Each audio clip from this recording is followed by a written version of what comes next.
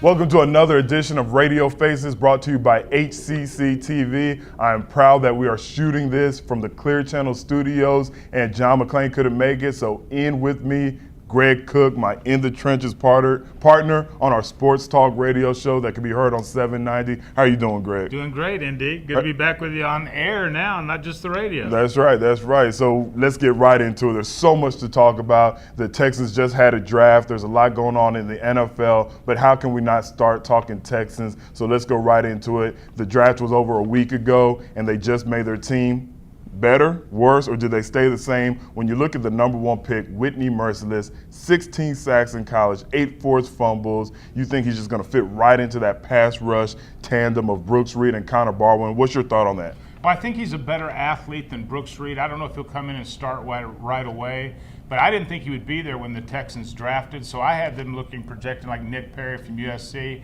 I thought it was a great choice by the Texans. Whitney Merciless is everything you want for in a pass rusher, and yet a number 2 defensive end with defensive team in the Houston Texans.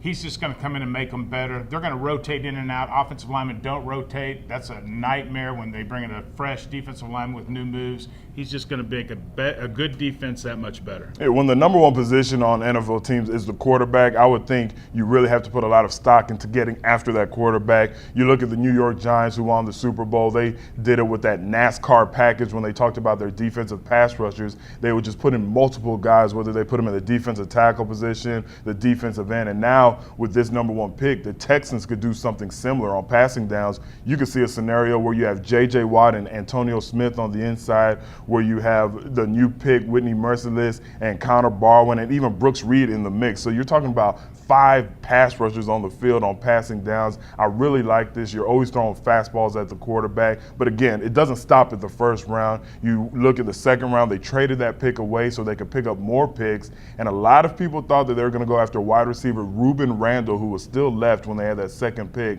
the big 6'3", 250-pound wide receiver out of Louisiana. But they decided to trade away, and they picked up Posey from Ohio State. What was your thought when that happened? Well, at first I was a little upset about it because I had him picking Ruben Randall or Stephen Hill out of Georgia Tech because I wanted to see him take a big 6'3", 6'4" wide receiver to make matchup problems more difficult when Andre Johnson's on the field. Evidently, they didn't have him ranked as high, and a lot of other teams in the NFL didn't think he was going to come in and be the impact player that I thought he would be.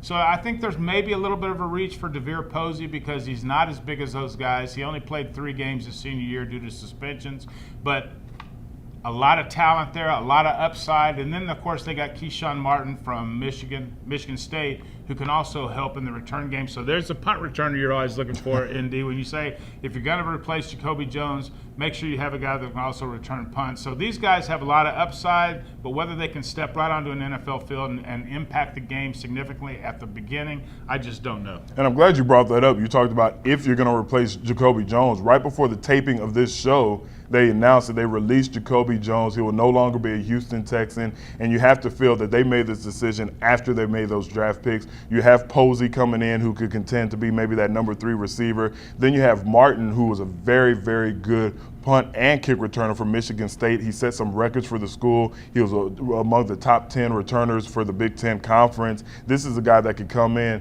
and do what Trenton Holiday was supposed to do for this team last year. So that is what made it able for them to release Jacoby Jones. When you see Jacoby Jones and the potential, you've been real big, as you should, on saying, you know what, a lot of people have potential. It's all about production. And so far, you've only seen potential from Jacoby Jones. Do you think he lands, and do you think he lands somewhere else fast? Well, someone will take him because he's a veteran wide receiver. I think he will be picked up pretty fast. What people don't realize is because when the Texans, they say, well, they tried to trade him, nobody wanted him. That's not necessarily the case. Jacoby had a big contract, so once he's waived, that contract goes away. You can renegotiate. I think the Texans also, they have some young kids that they're pretty cryptic about that they like. I think one's Lestar Jean, who was in camp last year, a big receiver like I would like, 6'3", 6'4". And then you bring in a Dwight Jones from UNC who was suspended, did not get drafted, but set the UNC pass receiving records. Another guy that a lot of people are comparing to Hakeem Nicks. I don't think he's in the Hakeem Nicks type mold, but a guy that comes in has got a lot of potential. It's just that he thinks pretty highly of himself, and can he play up to the potential that he brings with it? Man, you're talking about suspensions. You're talking about a guy who didn't play. I mean, you're talking about two receivers now.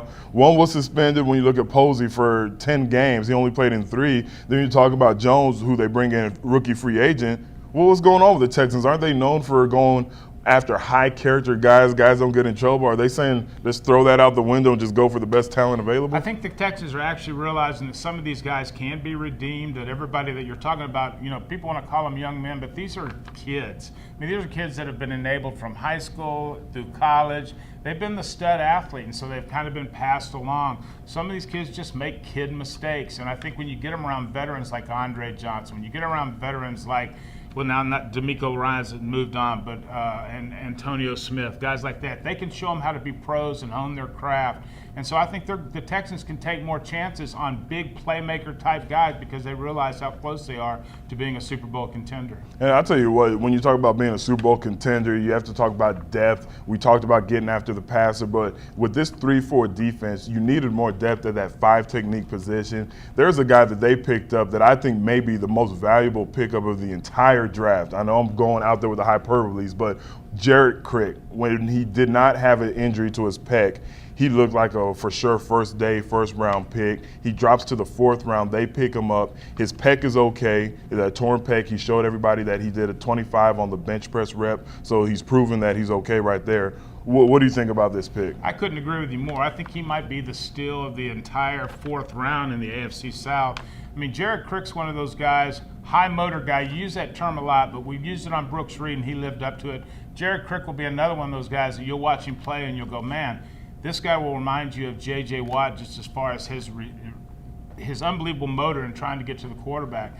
He was ranked anywhere from the 1st round to the 4th round. 4-3 guys maybe didn't like him as much because he's not as strong at the point of attack.